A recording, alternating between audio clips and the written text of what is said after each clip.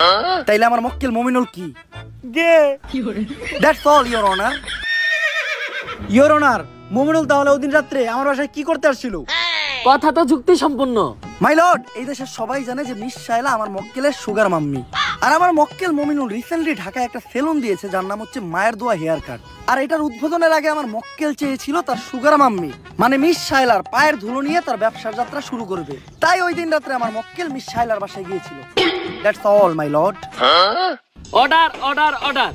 পর্যাপ্ত সাক্ষী ও প্রমাণের ভিত্তিতে এই কোর্ট প্রিন্স মমিনুলকে অসম্মানের সাথে খালাস করলো এবং অপর পাশের বাদী মিস শায়লাকে শিশু নির্যাতন মামলায় যাবজ্জীবন কারাদণ্ডে দণ্ডিত করা হলো।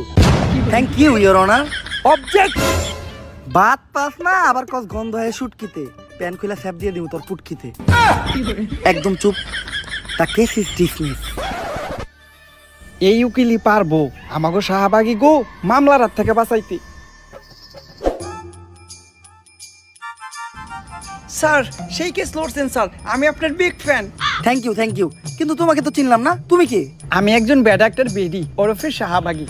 স্যার আমাদের শাহবাগীদের গায়ের গন্ধে একজন ক্যামেরাম্যান মারা গেছে। সারা বাংলাদেশে শাহবাগীদের নামে মামলা হয়েছে, তাই আমি চাই স্যার আমাদের কেসটা আপনিই লড়েন আর আমাদের শাহবাগীদের এই মামলায় থেকে উদ্ধার করেন।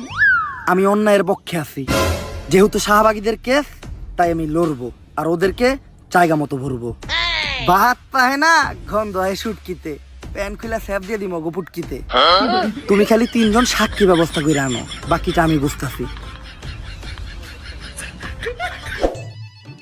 এ বুবা,